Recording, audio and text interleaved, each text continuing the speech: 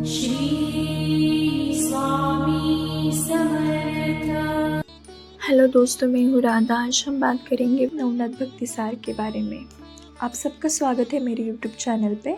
नवनाथ भक्ति सार एक पवित्र ग्रंथ है जो गुरु दत्तात्रेय के सर्वोच्च योगिक शिष्यों नवनाथों के दिव्य जीवन, चमत्कार, उनकी शिक्षाओं और आध्यात्मिक यात्राओं का वर्णन करता है। इस ग्रंथ का महत्व इस बात में है कि इससे घर से नकारात्मक ऊर्जा दूर होती है। इसका पठन भूत प्रेतों को भगाता है, शत्रुओं का विनाश करता है। इसमें टोटल 40 अध्याय है। प्रत्येक अध्याय किसी विशेष प्राप्ति के लिए है।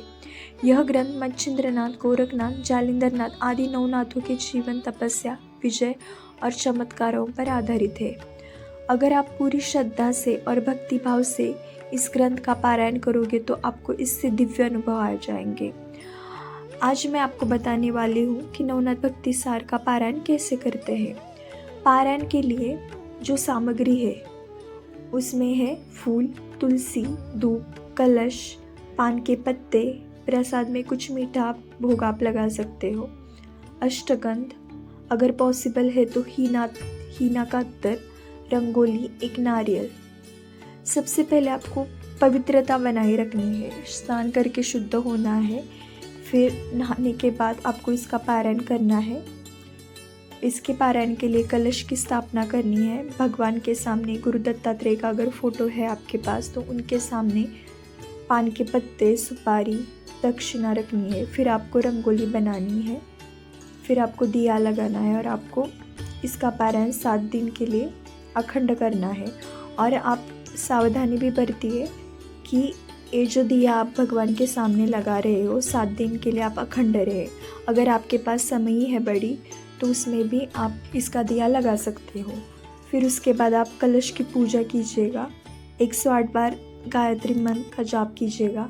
और फिर इसके बाद श्री गणेश, आपके कुल देवत, आपके सद्गुरु, इनको नमस्कार करके आपको इन सब का आशीर्वाद लेना है ताकि आपका पारायण अच्छे से पूरा हो।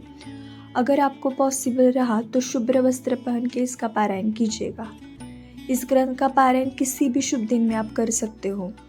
रोहिणी नक्षत्र में, उत्तरा नक्षत्र में, अनुराधा, पुष्य, हस्त, मृगशिरा, चित्रा, रेवती नक्षत्र भी शुभ माने गए यह पारायण करने के लिए। गुरुवार या शुक्रवार के दिन भी आप इसका पारायण कर सकते हो। हाथ में पानी लीजिए। फिर उसके बाद अपने इच्छित फल प्राप्ति के लिए संकल्प लेना चाहिए आपको। फिर यह पानी आपको एक प्लेट में छोड़ना है संकल्प लेने के बाद। पारायण की अवधि में आपको कुछ सावधानियां बरतनी है, जैसे कि आपको ब्रह्मचर्य का पालन रखना है, आपको सत्य बोलना है। जब भी आप पारायण कर रहे हो, उसका पठन कर रहे हो ग्रंथ का, तो उस अवधि में आपको गुरु दत्तात्रेय और नवनाथों का स्मरण करना है। फिर ग्रंथ का पठन होने के बाद श्री गणेश, शिव जी, महालक्ष्मी जी की, श्री दत्त जी की और श्री नवनाथ जी की आरती भी करनी है। आप इन 40 अध्यायों का पाठ इस तरह से कर सकते हो 7 दिन में, जैसे कि पहले दिन 1 से 6, दूसरे दिन 7 से 12, तीसरे दिन 13 से 18, चौथे दिन 19 से 24, पांचवें दिन 25 से 30, छठे दिन 31 से 36 और 7वें दिन 37 से 40 अध्याय तक आप इसका पठन कर सकते हो। आमतौर पर नवनाथ भक्ति सार का पारायण 7 दिन में ही पूरा किया जाता है। आप प्रतिदिन एक अध्याय भी पढ़ सकते हो या निश्चित संख्या में, उसमें कुछ आपको जितने भी अध्याय पढ़ने हैं आप उस हिसाब से पढ़ सकते हो। ग्रंथ शुरू होने से लेकर समाप्त होने तक एक आसन आप निश्चित कीजिएगा और समाप्त होने तक आपको वो आसन छोड़ना नहीं है और ना ही बात करनी है बीच में किसी से। ग्रंथ वाचन पूरा होने तक समय अखंड जलाकर रखनी है, धूप दीप लगा के रखने हैं। और जब भी आपका पारायण पूरा होता है उसके बाद आप सुहागन स्त्री हो या ब्राह्मण को भोजन और दक्षिणा देके तृप्त कीजिएगा ताकि आपको इसका उचित लाभ मिल सके।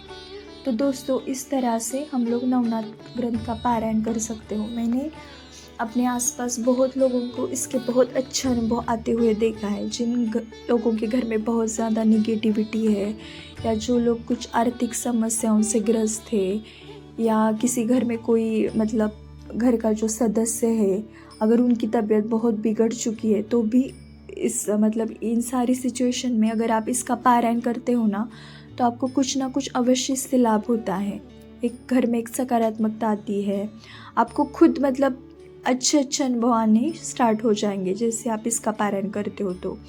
क्योंकि जब भी हम लोग गुरु की तरफ जाते हैं ना, गुरु भक्ति, गुरु दत्तात्रेय वगैरह, ये जो दत्त संप्रदाय के बारे में अगर मैं आपको बताऊँ ना, तो मैं जितनी भी बात करूँ वो कम है। क्योंकि गुरु की शक्ति अपार है। जब हम गुरु के पास जाते हैं ना, तो किसी ना किसी तरह से ना हमें राहत मिलती है।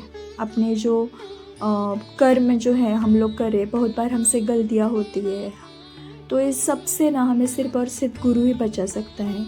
तो मेरा आप सबके लिए निवेदन है, आप एक बार इस नवनाथ भक्तिसार का पारायण कीजिएगा, आपको इसका अवश्य कुछ ना कुछ अनुभूति प्राप्त हो जाएगी। तो दोस्तों, मिलते हैं अगले वीडियो में। मैं आपके लिए एक नया टॉपिक फिर से लेके आ जाऊंगी। तब तक के लिए श्री स्वामी समर्थ और अपना ख्याल रखिए।